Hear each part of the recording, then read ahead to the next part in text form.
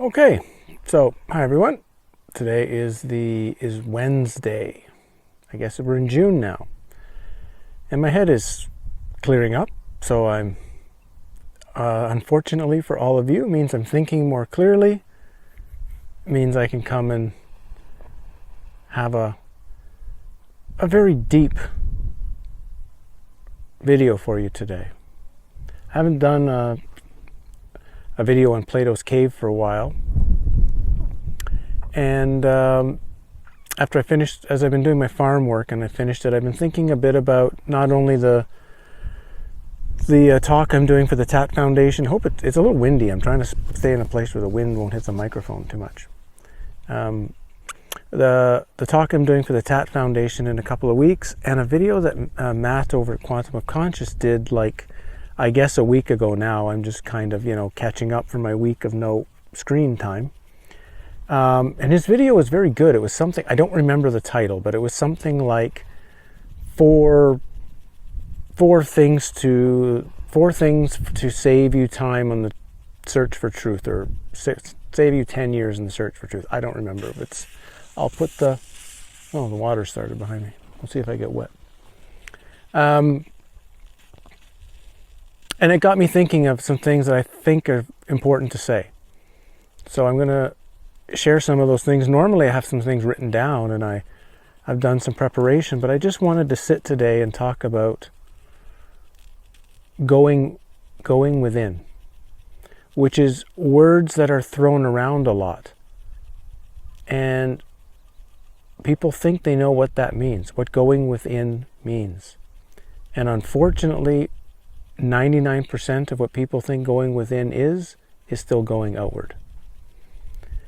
And I want to change some of the clarification that going within is the same as exiting Plato's cave, but we have to know what going within really, really entails.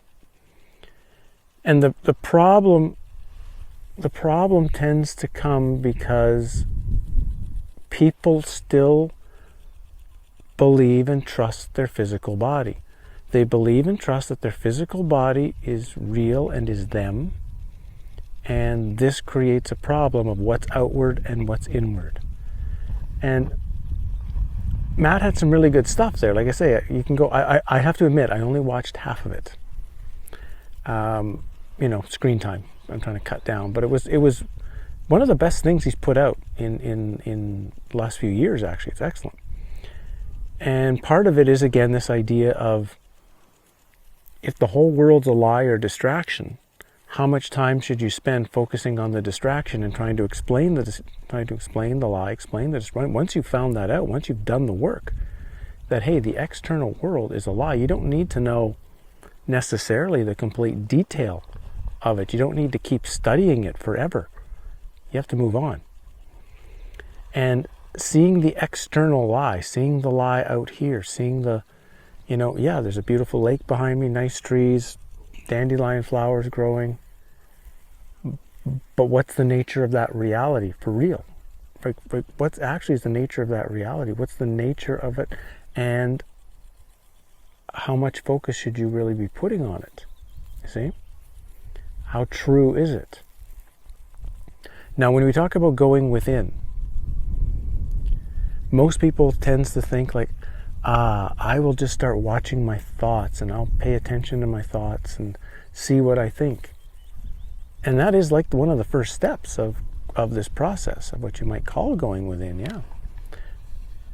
But interestingly, it's not going within, because you've already made a classic spiritual mistake, which is the physical body, the thing I classify as me, is a dividing line between inside and outside. And as soon as you can say, I'm going to watch my thoughts, there's a big disconnect that generally doesn't start to happen. Like, okay, wait a minute. If I'm saying I can watch my thoughts, then who is the I that is able to observe thought? And why have I always trusted thought as being me then, if this I thing, this thing I'm calling I, can watch it, can observe the thought? So there tends to become this continuous wheel, similar to what Matt was talking about, but now the wheels, instead of studying external, the wheel, the hamster on the wheel is studying what you think is internal. Studying my thoughts, studying my feelings, studying my past, studying my memories, studying my traumas. And there's important work to all of that. Don't get me wrong. This is you can't skip that. You can't skip that. You can't just decide I'm going to see as we get to the end of this, well, he's talking about something else, so I'll just skip that phase and go right to the end. Yeah, maybe 1 in a million would be able to do that. Don't expect that's you. You're going to have to go through, similar to me, dig through a lot of this stuff. What's in my mind? What's in my thought? What's in my feeling? What's in my hopes? What's in my fears? Really hash that out. A part of knowing yourself is knowing the self you've always thought you were in complete detail. Because eventually you're going to find out you're not that self. But you can't back away from a self you don't know, if that makes sense. As long as you think, why do I have a dot on my screen? It's very bizarre, actually. It's like this, I wonder if it's going to show up on the video. It's like, it's just on the screen itself. It's like the sun is reflecting off my head back onto the screen. It's really weird because the sun is there. It shouldn't be reflecting off anything. Wow, that's weird. But there you go. External trick. How long would I possibly be spending wondering what this dot on the screen is? It's a dot on the screen. And it's goofy. And it's strange. And it's not true. And it's acknowledging it and moving on. Not getting stuck in the details of studying it for the next 5 years of your life. And like I say, you have to start with this process of looking at thought and looking at feelings and looking at memories with the idea of starting to then ask who or what is examining this experience, who or what is examining the thought. And that moves you one step back from everything you thought you were. It's still not verified as true. You still aren't going inward at this point. You're just moving closer to the possibility of going within. You're stepping away from, as long as you still think the barrier is the skin, this physical body is a barrier, you're missing going within. Going within is the same as ignoring Plato's cave. It's the same as ignoring everything that's happening in the cave, and that means part of the screen involves everything you've ever known to be you. Every thought you've ever had, every feeling you've ever had, every experience you've ever had, every hope you've ever had, every fear you've ever had. It's all part of the screen. It's part of the screen. So when you want to walk down the exit ramp of the cave, who or what is walking down that exit ramp? When you start asking, who am I? You're starting to ask, if I'm not all of those things, if all of the, and you have to check this out for yourself. You can't take my word for it or some book or, the Buddha said something or whatever. You've got to figure this out for yourself. Maybe I'm totally full of crap. Find that out for yourself. But don't accept something automatically. Don't start saying, I read a book somewhere and so this is this, I believe this. So your belief means nothing, zero. Your belief is an enemy to knowing. Belief has to go. And you have to actually dig back into what is death. Death is the doorway. Death is that element that you've been running from your whole life.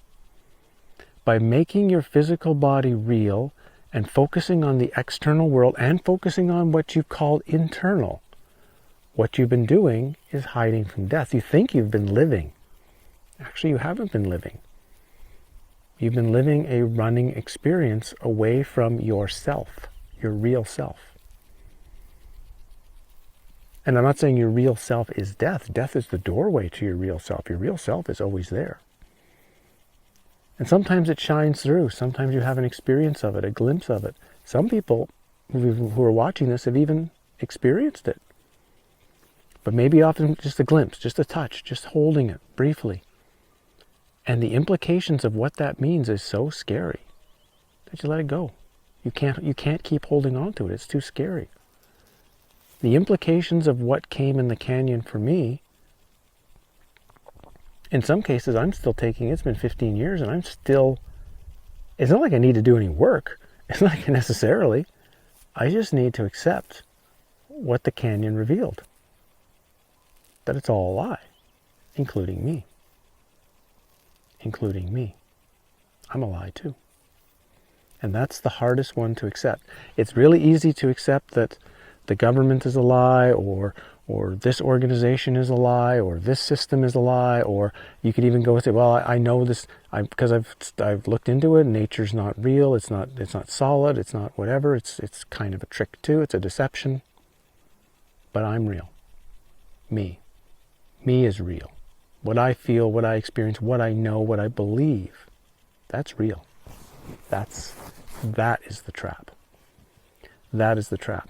And even though it gets revealed to you, it was revealed in total clarity to me, I still found and keep finding ways to ignore that, to think that what I do or don't do, what happens or doesn't happen is important somehow. And I have to attempt to maneuver the dream to get me what I want or move me away from what I don't want.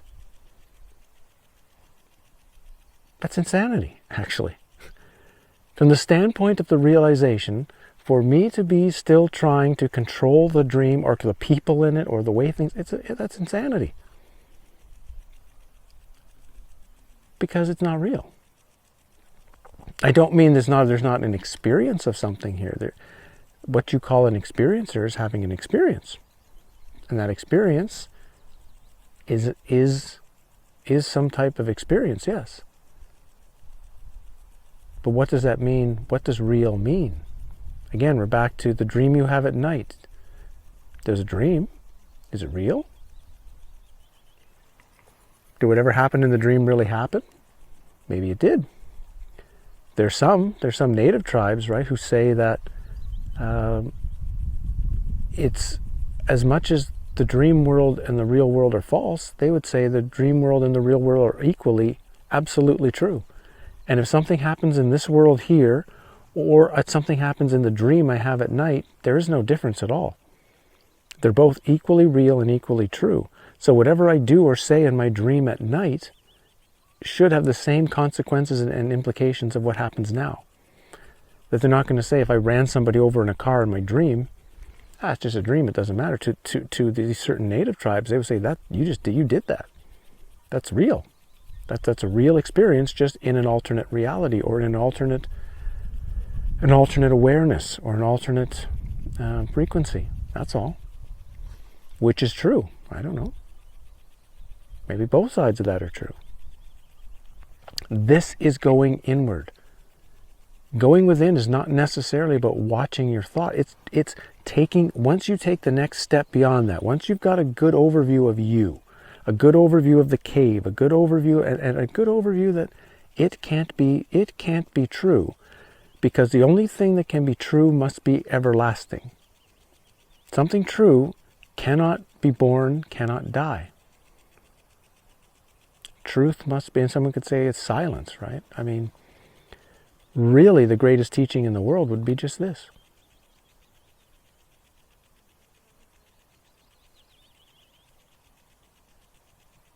But that doesn't help many people.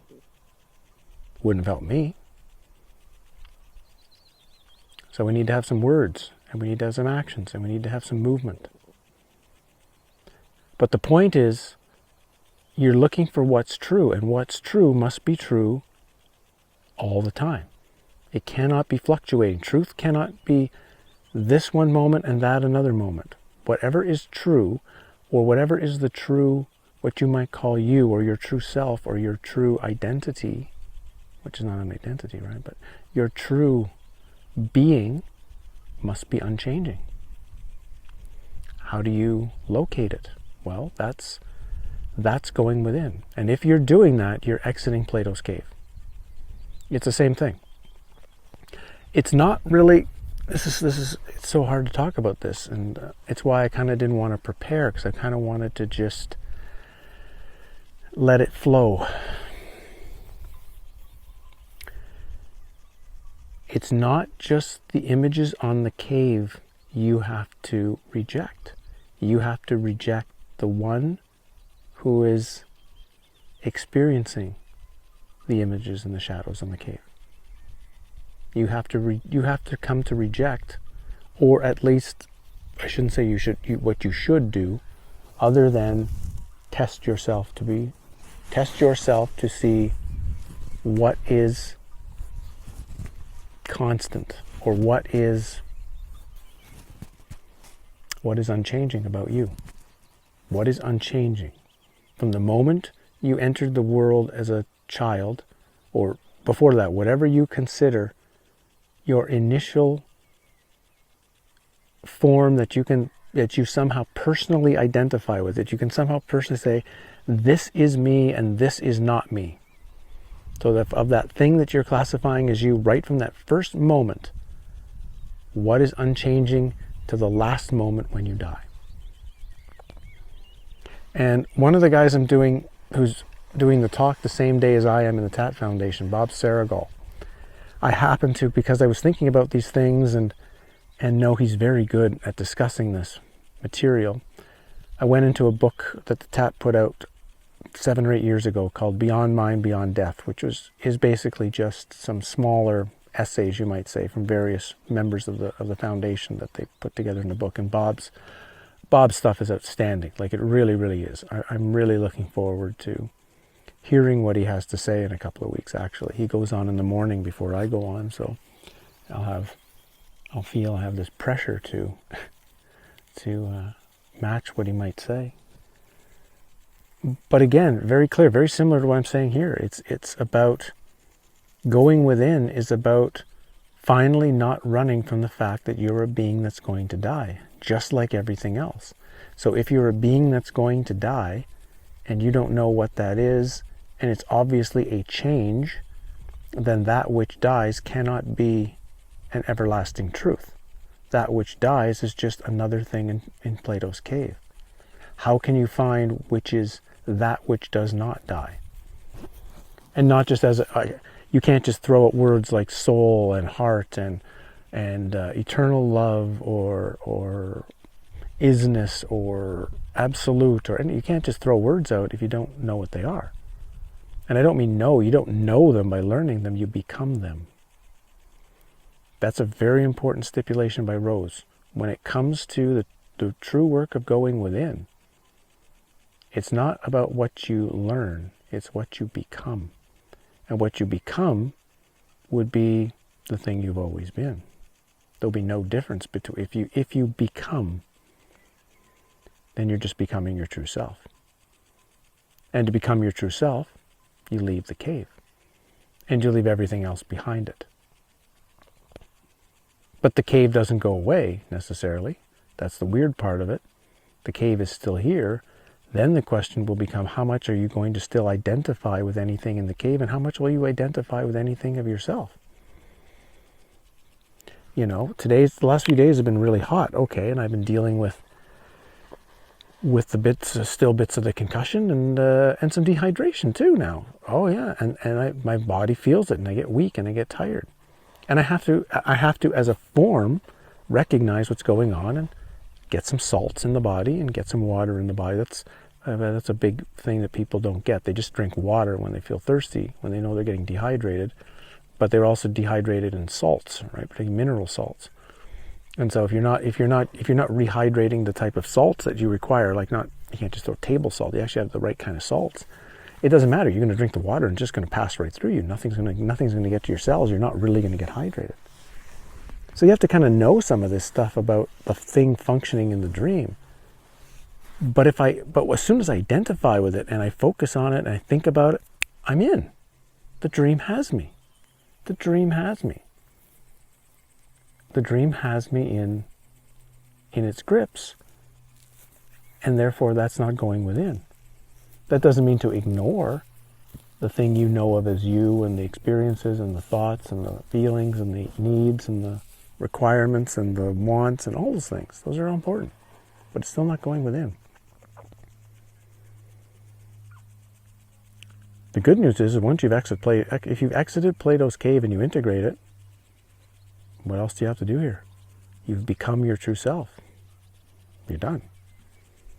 Then your experience is that the quote by Bunyan, right? Die while you're alive and be absolutely dead, and then do whatever you want. It's all good. And I fully understand that quote. I fully understand what he's saying. Like, not from the level of mind. I mean, I know what he means. But that doesn't mean I'm doing it on a daily basis. It doesn't mean that it is my 24-hour-a-day living reality. Sometimes it's there, but not always. So it means I'm still exiting Plato's cave like everyone else here. Even though I kind of had a flash forward to the outside of it. I had a flash forward to kind of like I was a tarot fool, and they picked up the tarot fool and threw me into the end of it and said, take a look over the edge. Oh yeah. None of it's real. Right. But then I didn't step off. I stepped back into the dream. And things started to matter again. Things were important. And me was important, right? Me. Me. What do I want? What do I like? What do I dislike? What do I need? What do I want? What do I don't want? And you're back to these little wants of the thing in the dream, which are not real, which are not true. They're an experience, and it's okay. There's nothing wrong with it, if you believe it. I'm saying there's nothing wrong with it if you don't believe them. If you just let them be and do what they want to do. But if you believe them and take them as important, that one thing is more important than something else, that you have to turn left or you have to turn right. Here's the thing that mind boggles so many people. You come to these choices in life where, you can turn left, you can turn right. And people make their choice. They turn right, they turn left. And life goes a certain direction. And then we look back in time and, boy, that was a mistake. Boy, I turned left and look where my life is now. If I had only turned right. If I turned right instead. But here's the thing we probably don't really understand is that it didn't matter which way we turned. The end result is going to be the same. The point we reach is exactly the same. It's just one route went this way and one route went that way. But we don't come to it's not like we've made it to a different point. It's not like if you go left, you go this way, and if you go right, you go that way. No, they both end at the same point. They both end like, I'll do it in front of the camera, right? They both end here. They just, one goes one way, one goes the other way. There's no two different answers to it. That's the thing that I think blows everybody's mind. It's just a different pathway you've taken. One pathway might be a little more joyous and might be a little easier, but the ends are the same. And of course, as you go inward, the end has to be the same, because the end is really just knowing yourself, potentially. So any path that there's no one way of doing that. There's 7 billion people. Let's assume most of them are people. I still don't think everybody here is a person, right? But let's assume let's say 5 billion of the people are real people. Well, it's 5 billion different roadways to potentially get to the nature of the true self. And some things may be similar. Things that people who came before me that were passing on the path, some of them would be good for me. Some of them actually are not good for me. But doesn't mean they're not good for someone else. I might make a suggestion and it's really good for somebody who's watching. It might not be useful for somebody else. Their path is going a completely different way and you have to follow it. Follow it that way.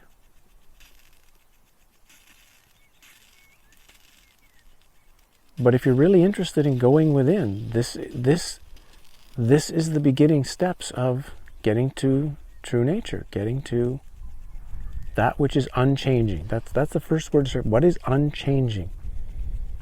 Or if you're thinking of life is motion, life is change, what is that? What is still? What is unmoving? What is unchanging? That's what you're looking for. How do you find it? Well, you have to start backing away from everything that can change, everything that can be in movement.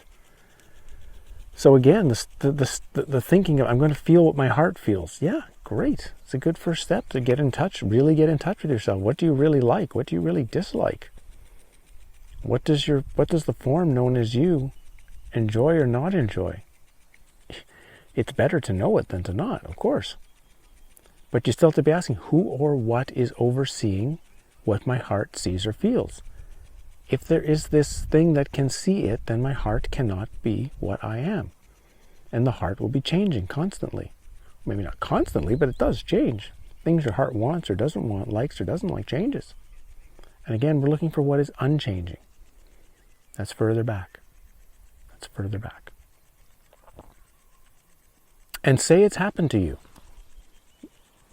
Because I've had some emails from some people.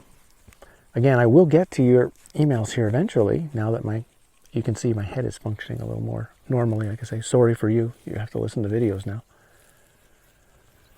But I've had some people who, they've had it. They have seen, you might say, the still point. They have seen that which is them, that which is unchanging. I know it because when I read I can read emails from others who think they've done it, and it's just no. You're still describing it. You're still describing something outward that you believe is inward. But a few people, it's fully genuine. It's different. It's a little different than mine. It's not the same. But I know exactly what they're saying. And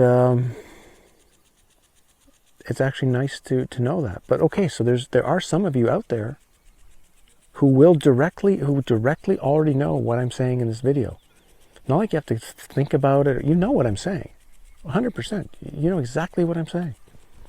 Okay.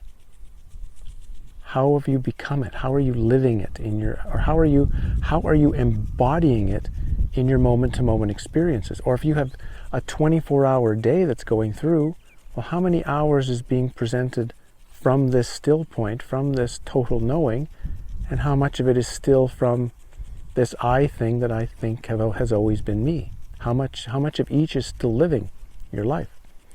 Because this gives you a really good indication of where you want to put your focus on. That in itself is going inward. Being able to tell the difference between, you might say, who's running the experience, who's running the dream. Is it stillness? Is it that which is unchanging? Or is it this me thing on some level? And there's so many levels of me. There's so many levels of me experiencing, right? Me seeing the bushes over there, that's an experience. But me seeing what I think about the bushes, that's an experience too.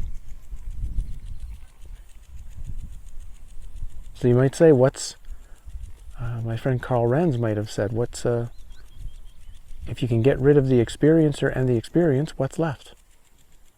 When there's no one left to have an experience, what experience will be had?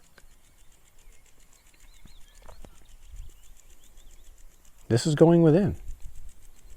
And it does tie in so much to what Matt said. I mean, Matt wasn't going to this level, he wasn't going to this part of it, but he was definitely sharing the part of there's work to be done on what might be called outer seeking, outer work. Whether it's the world, society, how this thing is structured, who structures it, why it's run a certain way, are things expected of us, not expected of us, do we continue, do we continue with our awareness after we die, what my thoughts are. You do have to examine all this. But there comes a point in time when, like I say, once you see a whole whack of things as a lie, well, you don't need to study it anymore. You know it's a lie. The next thing that comes up, the next news story that appears, is probably a lie. Well, I don't need to all of a sudden go on the internet and start studying it then and going into it. If you don't think it's all still a lie yet, then there's work to do, of course. Trying to determine, okay, well, what part of this is what? Some things are true, some things are false, and great. You have to keep digging into things because there's still a gap. Some things are true, some things are not. Okay. But if you've reached a point in any area where you say, in this area, when I look at it, it's all false, all of it, zero is true, don't study it anymore. As soon as anything comes up then in that field, well, it's false, it's a lie. Move on. Don't waste your time. There's bigger fish to fry, you might say, right?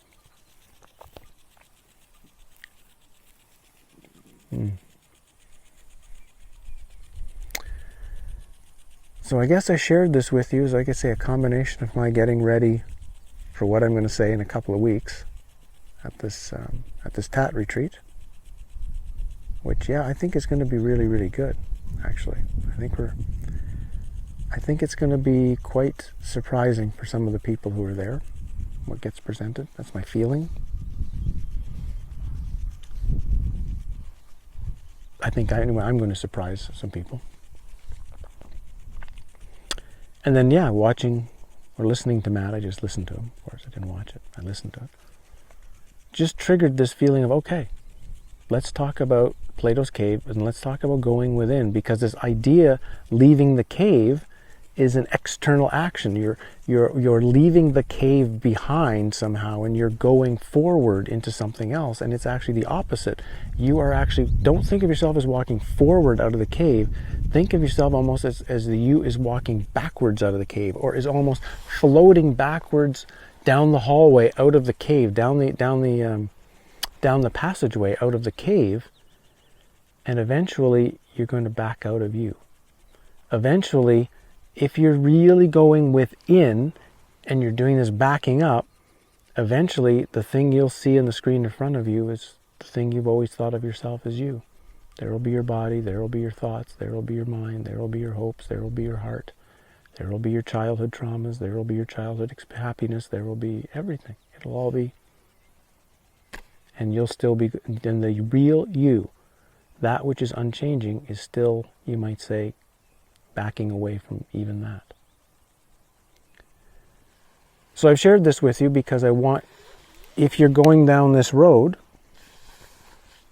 and you think going within is for you, leaving Plato's cave is for you, then I wanted to leave this video as sort of a pointer. I hope there's something useful in it for you. I don't know. Like I say, I had no preparation. I just came out here, sat down, sat in the sun, talked. So I'm going to delete some videos from my channel, things that are like personal. So like the last video on the concussion thing. Okay, that's useful for those of you who are wondering where I've been, but it doesn't need to stay up there. So videos like that are just personal and aren't really giving a lot of information, I'm going to take all those down just to clean up the site a little bit. And yeah, I kind of get my week of getting outside a little bit more now. Planting is almost done here, so I can get out and start looking for some power spots in nature. My head's feeling better, so I might get the canoe or kayak out on the lake and take a trip. It's a long lake. I might go down there and see what's there. So I'd like to make a video in the next few weeks from a power spot. I'm also going to present the first exercise. Remember I talked about group exercises, and I haven't had one yet. But our first one is going to be something I gave to a woman recently, and her response to the exercise was really interesting. It's a masculine-feminine exercise, and I think it's a really good first start. So before I do the masculine-feminine video that I'm going to make, or maybe 2 videos, whatever it is, I'm going to give us this group exercise Sunday, Monday. It's not hard. It's simple, but it's not easy. It's not easy. You're going to have to really feel your way within to do this exercise. And then I think after we've all done that exercise, because I'll do it too, that's when I'll make the video, and the video will come out of the exercise itself. So that, for me anyway, doing that group activity, that group exercise is going to lead exactly to what the video is going to be. So that's what's coming in the next week, because I think the masculine feminine now coming out of the Grail talks is a really important part. It's still going outward, right? It's an outward. It's not necessarily an inward, but it's part of this cleanup process of something we've never properly seen about it, the self we think of as ourself.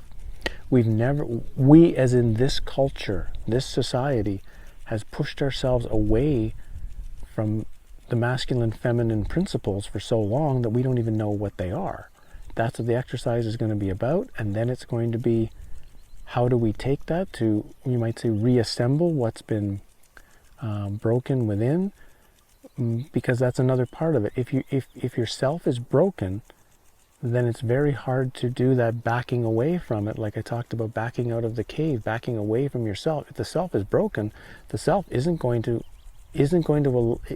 grasp. It's going to keep holding because it's broken. Like anything, it's still scared. It's still unseen, and you have to see yourself fully in all of your glory, all of your power, all of your specialness, all of your uniqueness, as well as all of your failures, all of your fallings, all of your hopelessness, and eventually all of your non-reality, non-truth. You have to see all of it.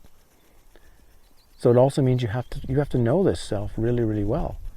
And most of us still have a lot of, no matter what we want to say, we still have a lot of knowing of this self we have to do.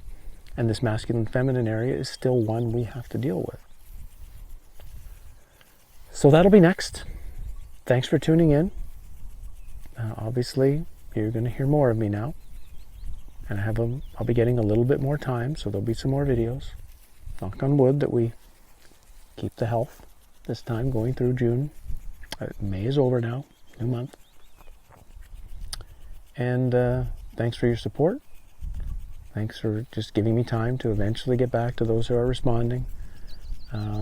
Thanks for still picking up some books and sharing me with other people, and letting me know I'm making these videos if you like them. And we'll see you with the group exercise in a couple of days. Cheers.